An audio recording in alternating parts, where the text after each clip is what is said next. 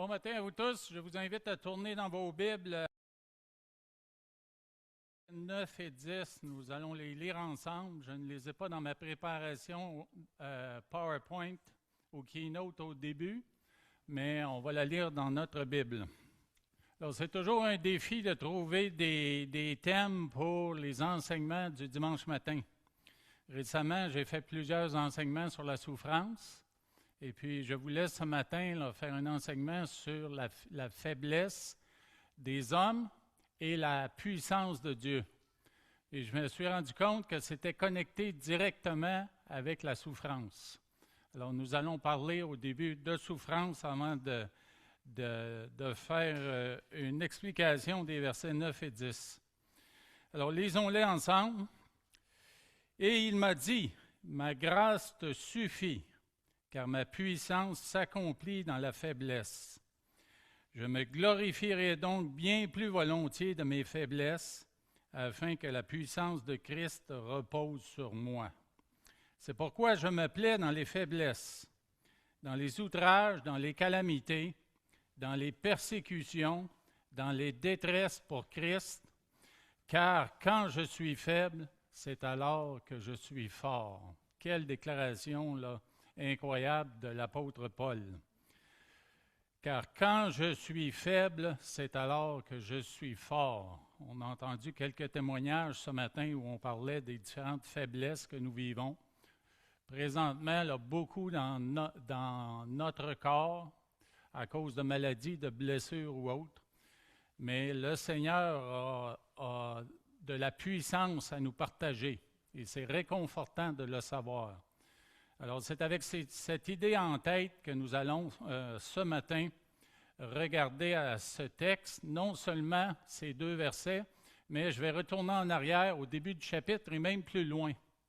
Quand on réalise que dans la parole de Dieu, les textes originaux ne contenaient pas de chapitre, ni de numéro de versets, ça devait être tellement difficile de se retrouver.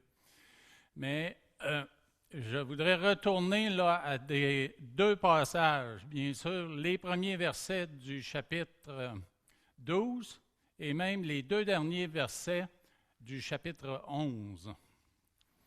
Alors, je vous les présente à l'écran.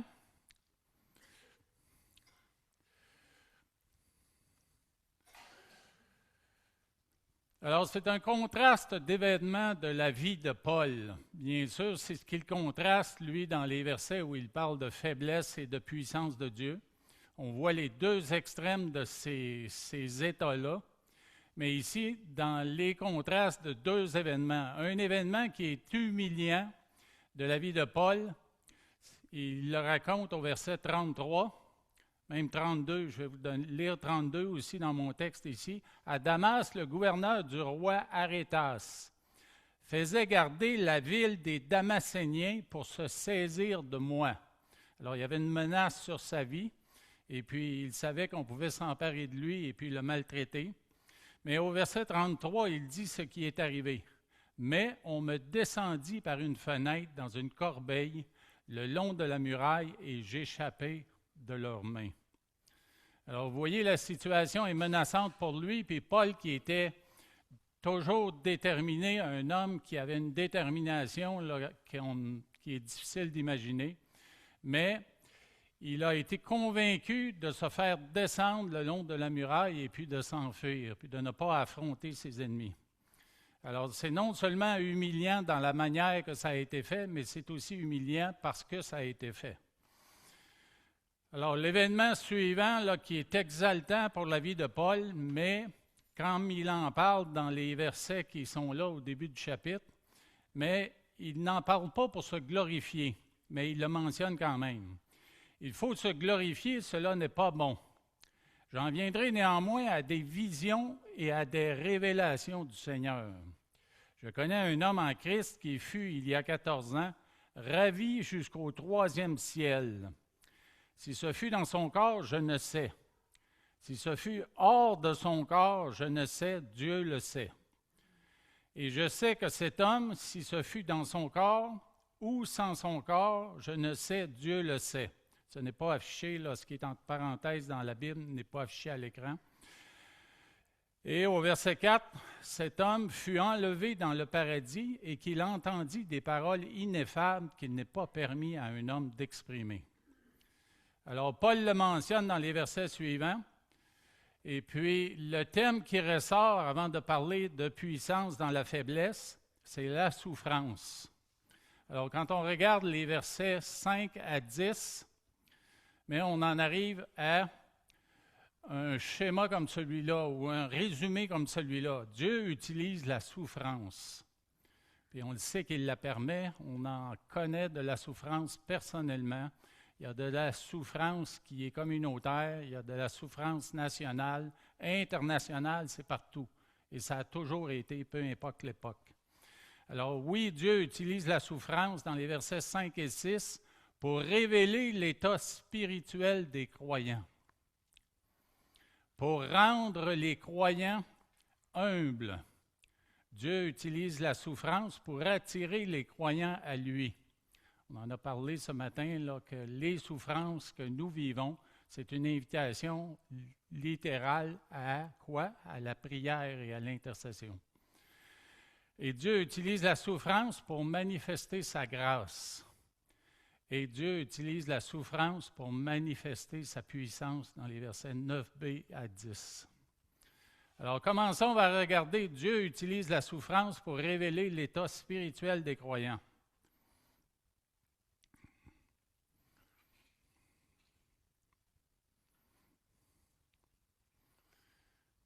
Dans les versets 5 et 6, il est écrit « Je me glorifierai d'un tel homme ». Et c'est l'homme qui est mentionné dans la vision au ciel, cet homme qui a été enlevé dans cette vision-là. Et il en parle à la troisième personne du singulier, comme si ce n'était pas lui. Mais de moi-même, je ne me glorifierai pas, sinon de mes infirmités. Si je voulais me glorifier, je ne serais pas un insensé. Car je dirais la vérité, mais je m'en abstiens, afin que personne n'ait à mon sujet une opinion supérieure à ce qu'il voit en moi et à ce qu'il entend de moi. Alors, Paul refuse de se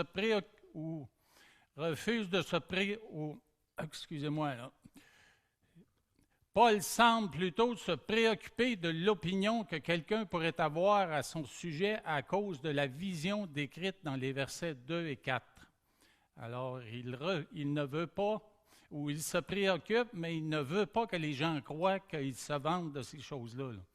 Alors, il en parle à la troisième personne, comme j'ai mentionné, de cette vision que Dieu lui a donnée, comme s'il ne voulait pas s'en vanter personnellement.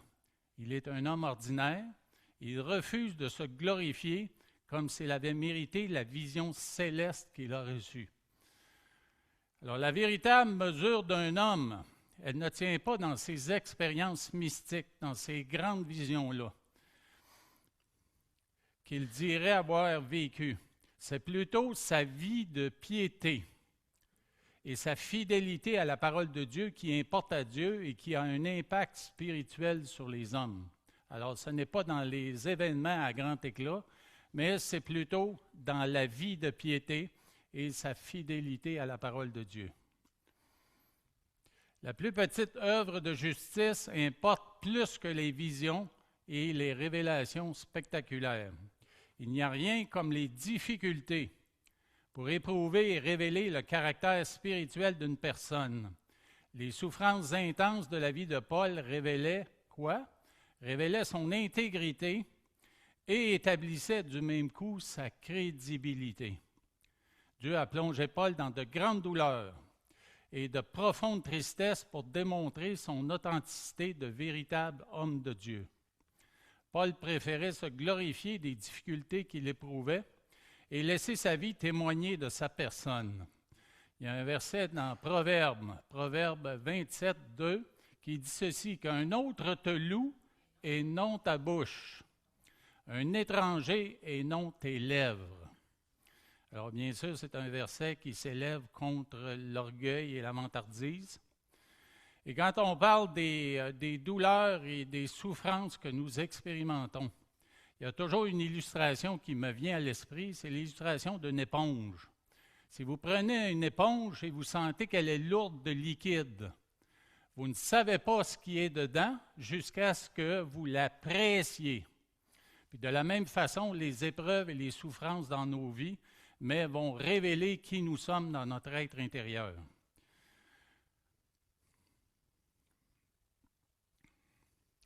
Il y a d'autres versets qui parlent de ce même sujet, c'est Colossiens 2,18. Qu'aucun homme, sous une apparence d'humilité et par un culte des anges, ne vous ravisse à son gré le prix de la course, tandis qu'il s'abandonne à ses visions et qu'il est enflé d'un vain orgueil par ses pensées charnelles, sans s'attacher au chef, ce qui est l'essentiel, dont tout le corps assisté et solidement assemblé par des jointures et des liens tire l'accroissement que Dieu donne.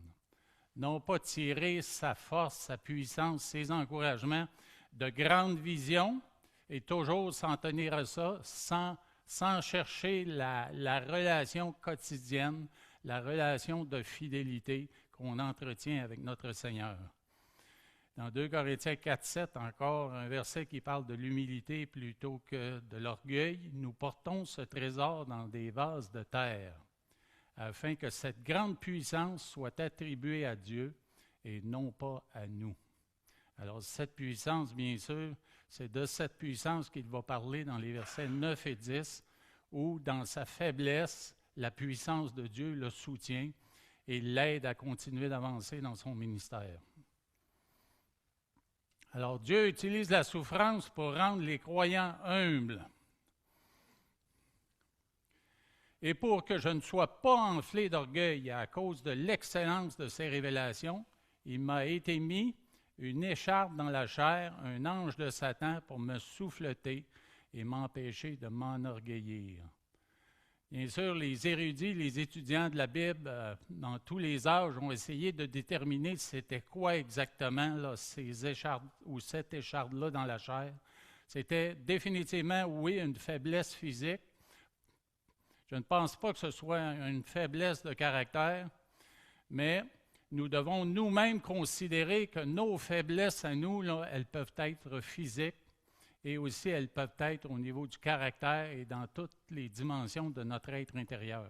C'est pour ça qu'on doit laisser Dieu sonder nos cœurs pour nous amener à ces réalisations-là, pour que nous admettions où sont nos faiblesses réelles, pour lui demander son aide et son soutien à propos de ces faiblesses-là.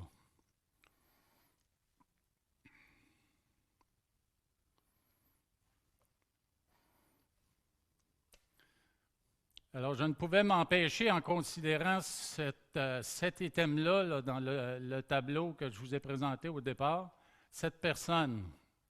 Plusieurs personnes la connaissent ici. Joni Eareckson Tada. Puis juste pour vous résumer un petit peu une partie de sa vie, c'est un grand résumé parce qu'elle a accompli beaucoup. Elle a 76 ans maintenant. C'est une auteure, animatrice de radio, artiste, fondatrice américaine de Joni PTL pour Praise the Lord, gloire à Dieu. Joni and Friends, une organisation qui accélère le ministère chrétien auprès des personnes handicapées. Alors, c'est quelque chose que Dieu l'a appelée à faire après qu'elle soit elle-même devenue handicapée. Et elle est devenue à 17 ans. Alors, ça fait 50 ans là, qu'elle est dans le ministère chrétien. Peut-être pas tout à fait 50 parce que ça lui a pris un certain temps à faire le deuil de sa santé physique parfaite. Et puis après ça, accepter son handicap et puis laisser Dieu agir par elle. Elle avait fait un plongeon en eau peu profonde. Puis elle s'est brisé les vertèbres cervicales et puis elle est devenue quadriplégique. Alors, vous avez son site Internet où on parle de sa biographie. C'est vraiment étonnant ce que Dieu a réussi à accomplir parce qu'elle a soumis ses faiblesses à l'Éternel et puis elle l'a invité de révéler sa puissance par son ministère.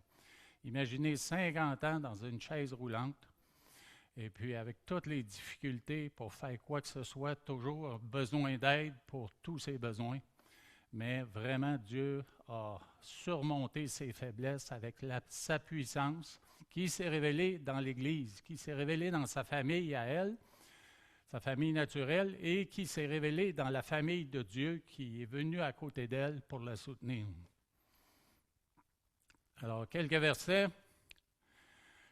Dans Jacques 4,6, il accorde au contraire une grâce plus excellente. C'est pourquoi l'Écriture dit « Dieu résiste aux orgueilleux, mais il fait grâce aux humbles. » Par la grâce qui m'a été donnée, je dis à chacun de vous de n'avoir pas de lui-même une trop haute opinion, mais de revêtir des sentiments modestes selon la mesure de foi que Dieu a départie à chacun. Humiliez-vous donc sous la main puissante de Dieu, afin qu'il vous élève au temps convenable.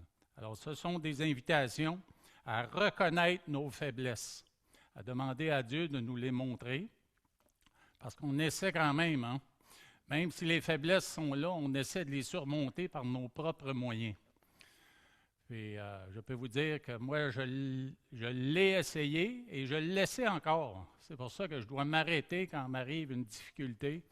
Et puis, laisser Dieu me montrer ma faiblesse et le laisser par sa puissance, mais prendre la relève.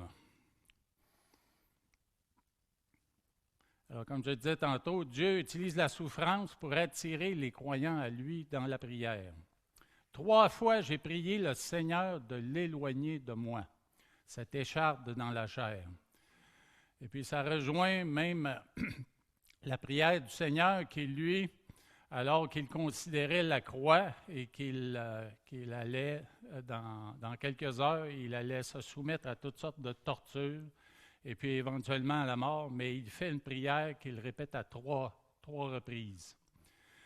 Dans Matthieu 26, le verset 38 et les suivants, il leur dit alors, « Mon âme est triste jusqu'à la mort. Restez ici et veillez avec moi. » Puis, ayant fait quelques pas en avant, il se jeta sur sa face et pria ainsi, « Mon Père, s'il est possible, que cette coupe s'éloigne de moi, toutefois, non pas ce que je veux, mais ce que tu veux. » Il s'éloigna une seconde fois et pria ainsi, « Mon Père, s'il n'est pas possible que cette coupe s'éloigne sans que je la boive, que ta volonté soit faite. » Il revint et les trouva encore endormis, car leurs yeux étaient appesantis. Il les quitta et s'éloignant, il pria pour la 3e fois, répétant les mêmes paroles.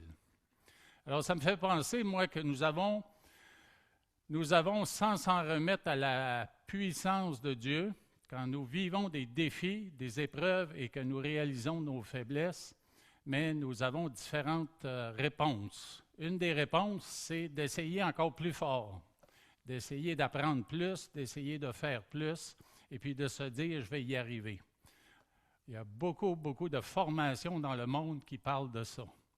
Nous pouvons, sans l'aide de Dieu, on laisse Dieu à l'extérieur. Et puis l'autre réaction, c'est de tout simplement abandonner. C'est trop difficile, je ne peux pas y arriver. Alors j'abandonne, je laisse tomber, puis on se reprendra la prochaine fois.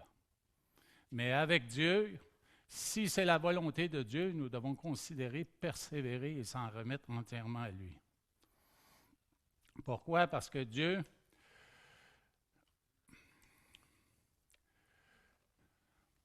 utilise la souffrance pour manifester sa grâce. Et nous voyons dans le verset 9, au tout début, il m'a dit, « Ma grâce te suffit », alors que Paul avait prié 3 fois pour qu'on enlève cette écharpe. Dans Jean 1,14, il est écrit, « Et la parole a été faite chair, elle a habité parmi nous, pleine de grâce et de vérité. Nous avons contemplé sa gloire, une gloire comme la gloire du Fils unique venu du Père. » Alors, il est venu dans la chair, mais il était rempli de grâce parce qu'il était le Fils de Dieu. Et nous avons tous reçu de sa plénitude, et grâce pour grâce, car la loi a été donnée par Moïse, la grâce et la vérité sont venues par Jésus-Christ. Alors oui, 3 fois, Paul avait demandé d'être délivré, et au lieu de la délivrance, il a reçu la grâce de supporter l'épreuve. Il y a quelques années, 2 ans je pense, je me suis retrouvé avec une pierre dans mon système urinaire. Et puis c'est arrivé après que j'ai pris une marche à l'extérieur. Et puis en arrivant à la maison, j'ai senti la douleur monter en flèche, là. Puis tout de suite, j'ai dit à Chantal, je n'ai jamais eu de pierre avant ça, mais je savais que c'était ça pour avoir entendu des témoignages. Et puis là, mais je me suis rapidement, étant donné que j'avais marché, j'avais eu chaud, j'ai pris une douche rapide et je suis allé m'installer dans l'auto sur le siège passager, demandant à Chantal de se dépêcher et puis de venir me conduire à l'hôpital. Et puis en arrivant là-bas, la douleur était extrême. Puis vous savez qu'à l'urgence, on attend toujours, là. Et puis, je suis arrivé à un moment donné, j'étais assis sur une chaise roulante et puis j'ai prié et j'ai demandé au Seigneur, Seigneur, cette douleur est insupportable, mais je sais que toi, tu as vécu la douleur. Tu as vécu une douleur probablement pire que ce que moi, je vis présentement. Je te demande tout simplement la grâce de me permettre d'endurer jusqu'à ce qu'on puisse me faire un diagnostic et puis me traiter. Et puis, quelques instants plus tard, la douleur était toujours la même, mais j'ai senti une paix et une puissance vraiment là, qui me permettait de l'endurer, la douleur, là, sans être malheureux à l'intérieur. Je la ressentais, mais le désespoir que je vivais auparavant s'était comme atténué, avait diminué. Alors, je voyais que Dieu avait vraiment agi à ce moment-là. Alors, peu importe la faiblesse, oui, il agit. Et la grâce, les grâces qu'il nous donne, mais dans la parole, on retrouve le mot grâce 222 fois dans le Nouveau Testament. Alors, pour Dieu, le sujet de la grâce, c'est important. Il est prêt à déverser ses grâces. Le mot grâce dans la parole, c'est le mot charis en grec. Et bien sûr, on sait que c'est une faveur qui est non méritée. Et puis, il est prêt à les déverser sur nous pour nous aider dans tous nos défis, nos faiblesses et nos difficultés. C'est une force dynamique qui transforme la vie du croyant. Et cette influence commence même avant la conversion. Quand j'ai fait du football professionnel à Montréal, c'est à ce moment-là qu'on a commencé à me parler du Seigneur. Puis il y a des joueurs dans l'équipe comme Don Sweet, Chuck McMahon et Johnny Evans. Johnny Evans était un corps arrière américain. Puis on l'avait mis chambreur quand on allait à l'extérieur, dans ma chambre avec moi. Puis il transportait sa Bible, là, elle était énorme, sa Bible. Puis il était fier de sa Bible. Un homme là, d'un grand cœur. Mais ces trois hommes-là m'ont parlé du Seigneur pour m'inviter à avancer dans la recherche de la vérité du Seigneur Jésus-Christ et du salut. Alors, je considère que le fait d'avoir été là avec moi, m'accompagner dans ces défis-là, parce que je vivais une pression qui était énorme et je ne me sentais pas capable de vivre et de performer pour en arriver à avoir du succès dans ces conditions-là. Le stress intérieur était trop grand. Alors, ce sont des grâces que j'ai reçues, même une grâce tout à fait spéciale qui est venue d'une autre personne avant la première victoire de la saison. On était en début d'août. On avait déjà joué 3 parties qu'on avait perdues. Une, entre autres, je pense, c'était 30-0. Et puis les 2 autres aussi, là, on les avait perdues. Et on jouait ce soir-là contre les Tiger Cats d'Hamilton à Montréal. Et puis les joueurs des équipes professionnelles dans le sport, mais ils bénéficient, ils sont bénis, ils reçoivent la grâce de ministères chrétiens qui viennent aux côtés d'eux pour les encourager avec la parole de Dieu. Et puis ce soir-là, le ministère qui était là, c'était Hockey Ministries International. Et puis l'homme qui était là, vous allez peut-être reconnaître le nom, Glenn Resch, ou Glenn Chico Resch, pour ceux qui connaissent un peu le hockey, là. Mais il a joué dans la Ligue nationale de hockey. Et puis c'est lui qui apportait son témoignage. Puis le centre de son témoignage, c'était de dire que quand il était sur la glace, quand il sautait sur la glace, il rendait gloire à Dieu, puis il se disait, je vais rendre gloire à Dieu avec les talents qu'il m'a donnés. Je ne veux pas me glorifier moi, je veux le glorifier lui. Et puis, après qu'il ait partagé ça avec les détails de ce témoignage-là, je suis sorti de cette réunion-là avec plusieurs joueurs de l'équipe, puis j'avais une paix intérieure là, qui était surprenante. Les autres matchs que j'avais joués avant, là, je sautais sur le terrain, puis j'avais les mains comme ça. Dieu ne m'a pas donné des talents supplémentaires pour jouer ce soir-là, mais il m'a calmé pour que je joue à la hauteur des talents qu'il m'avait déjà donnés. Et puis ça a été la première victoire des Concordes cette année-là. Alors oui, gloire à Dieu pour ces grâces-là qui sont là même avant la conversion, pour nous aider à le découvrir puis à avoir la révélation qu'il a pour nous. Puis bien sûr, il y a eu 3 ans plus tard, il y a une grâce qui m'a été donnée sous la forme d'une double fracture. Ah ouais? Ah ouais. Au travers de la souffrance, Dieu peut nous apporter une grâce. Et puis cette grâce-là, mais elle est venue pourquoi? Parce que Dieu voulait m'enlever le désir de jouer au football. J'avais continué après le professionnel de faire du sport amateur sous la forme du flag football à Laval. Et puis alors qu'on jouait un match un dimanche matin, c'était la même journée que la croisade d'évangélisation de David Wilkerson à Montréal. L'après-midi, j'allais à la croisade, mais le matin, je jouais un match de flag football à Laval. Puis les gars dans mon équipe disaient « Luc, une chance que tu es là. On va aller au championnat canadien parce que tu es là pour lancer des ballons. » À l'intérieur, vous pouvez imaginer que je me pétais les bretelles virtuelles. Là. Et puis, c'était comme ça nourrissait mon orgueil et puis j'avançais comme ça. À la fin de la première demi, je lance une passe et puis le joueur qui vient vers moi pour bloquer la passe puis me toucher, mais il lève ses bras comme ça puis en faisant le mouvement de lancer, je frappe son coude avec ma main. Et puis je me fracture la main à 2 places. Ça m'a fait mal tout de suite. J'ai continué à jouer. J'ai joué la deuxième demi au complet. Quand j'ai fini, j'avais la main enflée, là, très enflée. C'était vraiment pas sain et pas brillant de ma part, mais je l'ai fait quand même. Et puis, on a gagné le match. Ça signifiait quoi? L'équipe allait au championnat canadien, puis moi, parce que j'ai été 6 semaines dans le plâtre, fini. Alors, par cette grâce-là, une double fracture, Dieu me montrait, ce Dieu-là dans ta vie, tu dois le laisser tomber.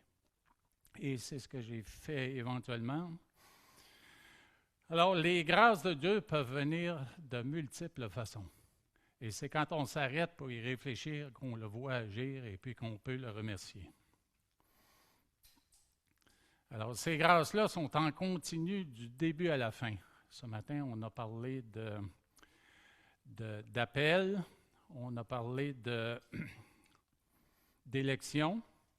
Alors, dès le départ, dès les temps anciens, Dieu déjà nous a donné ces grâces-là qui sont là et qu'il déverse sur le monde entier pour appeler ses enfants au salut.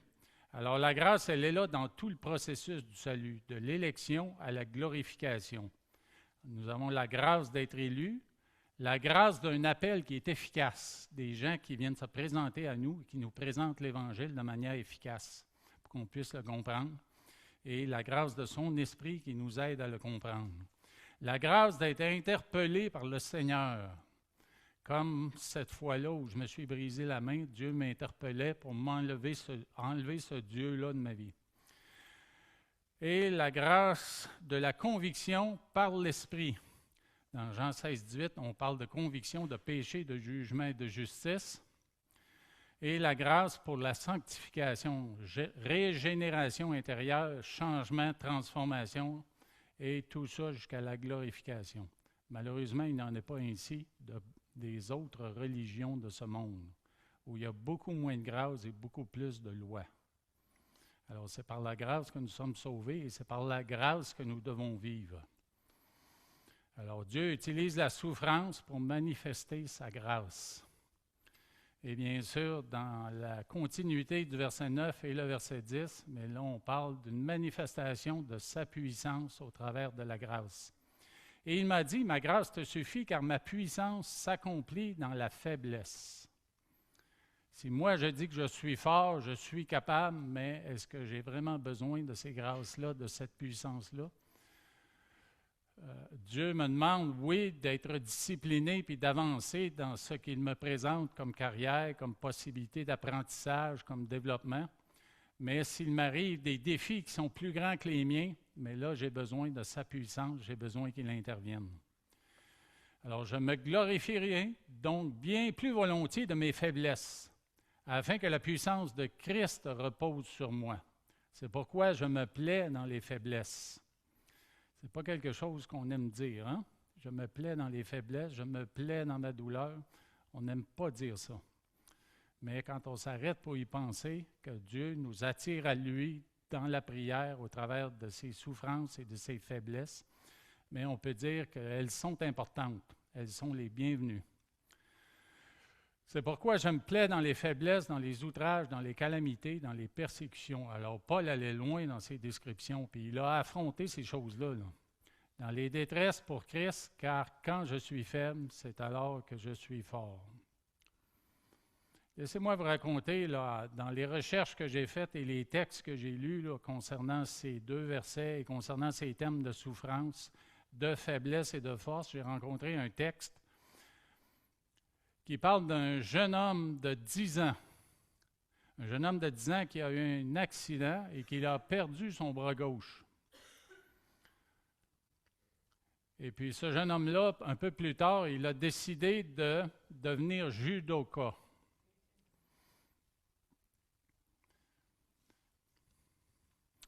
Alors l'homme qui raconte cette histoire-là, il a écrit un livre qui s'appelle « Comment nager avec des requins sans se faire dévorer vivant ». Alors c'est un peu l'histoire du jeune là, qui allait compétitionner en judo, mais il allait nager avec des requins. Alors son nom est Marc. Et puis, il désire faire du judo, et même du judo de compétition, avec son bras manquant. Ou sans son bras manquant, plutôt, là. Alors, l'entraîneur qui l'accueille, c'est un entraîneur japonais. Et puis, il passe 3 mois avec lui à lui apprendre une seule prise. Une seule prise de judo. Alors, lui, Marc, il s'étonne de ça, puis il veut questionner l'entraîneur parce qu'il voit les autres judokas s'entraîner à autre chose. Et puis, la réponse de l'entraîneur, c'est la seule prise qu'il te faut mépriser. Alors, perplexe, mais quand même confiant, ayant confiance en son entraîneur, il continue les entraînements. Quelque temps plus tard, le tournoi arrive. Surpris de lui-même, Marc remporte les 2 premiers combats. Le 3e est plus difficile. Son adversaire s'impatiente et tente une prise, mais Marc utilise habilement la seule prise qu'il connaît et remporte le combat. Il se retrouve en finale contre un adversaire plus grand, plus fort et plus expérimenté. Marc est nerveux et ça transparaît. L'arbitre est soucieux de son bien-être. Il demande une pause et veut arrêter le combat qui avait commencé et qui semblait très inégal. L'entraîneur de Marc insiste pour que le combat continue. Le combat reprend et l'adversaire de Marc commet une erreur importante. Marc contre-attaque avec la seule prise qu'il connaît et il remporte le combat et le tournoi. Au retour, Marc revoit et analyse ses combats avec son entraîneur et une question lui revient toujours à l'esprit. Comment ai-je pu remporter le tournoi avec une seule prise? L'entraîneur lui dit: tu as gagné pour 2 raisons. Tout d'abord, tu maîtrises presque parfaitement l'une des prises les plus difficiles dans cette discipline. Deuxièmement, la seule tactique de défense pour tes adversaires était de saisir ton bras gauche. Alors, sa faiblesse était sa force dans ce combat-là. Alors, Dieu est capable d'utiliser nos faiblesses pour nous amener à de grandes victoires dans la foi. Nous avons tous un lot de faiblesses dont nous aimerions nous débarrasser. Faiblesse relationnelle, faiblesse professionnelle, faiblesse de caractère, faiblesse intellectuelle, faiblesse physique. Peu importe sa nature, notre faiblesse est l'occasion de découvrir la puissance de Dieu. En mars 2024, j'ai célébré ici des funérailles d'un homme qui était un homme de fort caractère, un lion de caractère, un colérique. Côté carrière, il avait la force de caractère pour faire avancer les dossiers et monter les échelons du succès. Cette force de caractère devenait une faiblesse dans sa famille immédiate. Elle produisait des sentiments de frustration et d'amertume chez ses proches.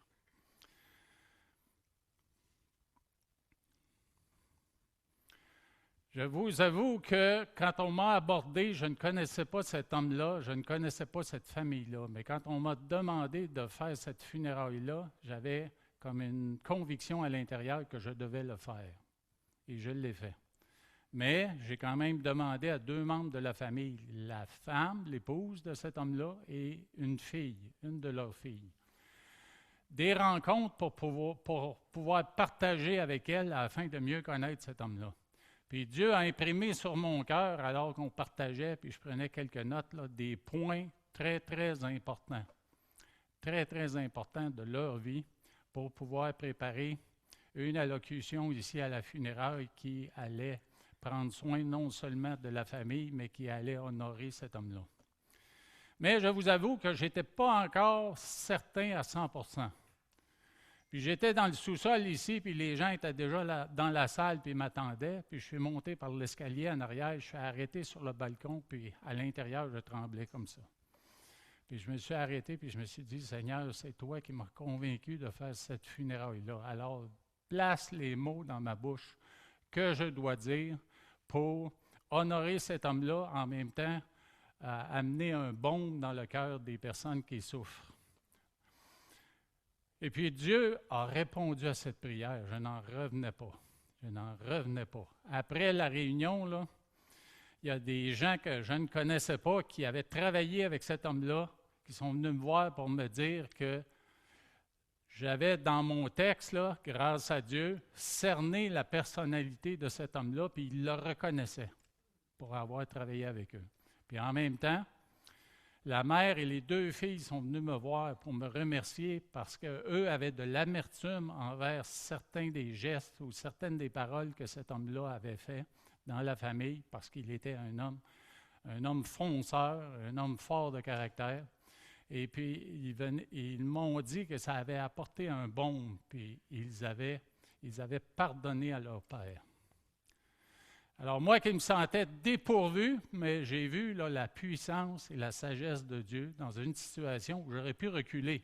J'ai parlé tantôt de 2 réactions, celle où on recule ou celle où on essaie de foncer, d'avancer par nos propres moyens.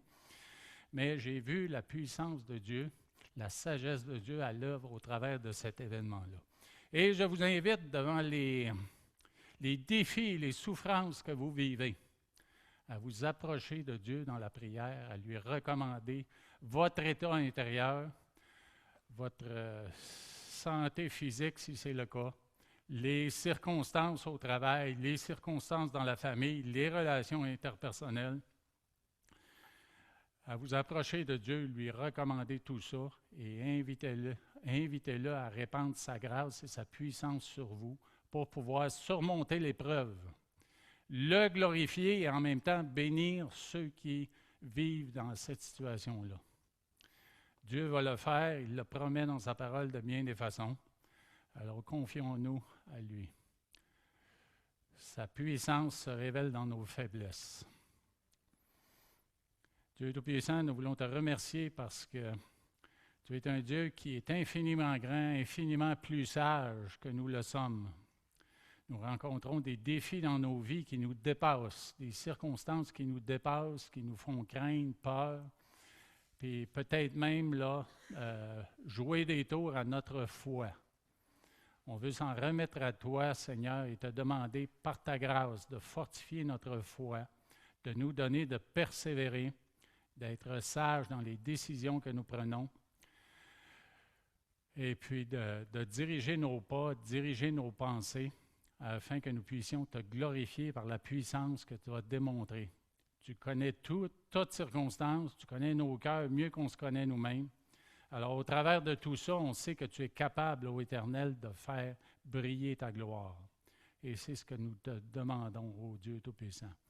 Pour toutes ces situations que les gens représentent ici dans cette salle, je te prie, ô Éternel, de les aider à admettre leurs faiblesses, à s'en remettre à toi, et puis te faire confiance. Je te demande, ô Dieu Tout-Puissant, de révéler ta puissance, de révéler ta gloire pour la gloire de ton nom, la gloire du nom merveilleux de Jésus.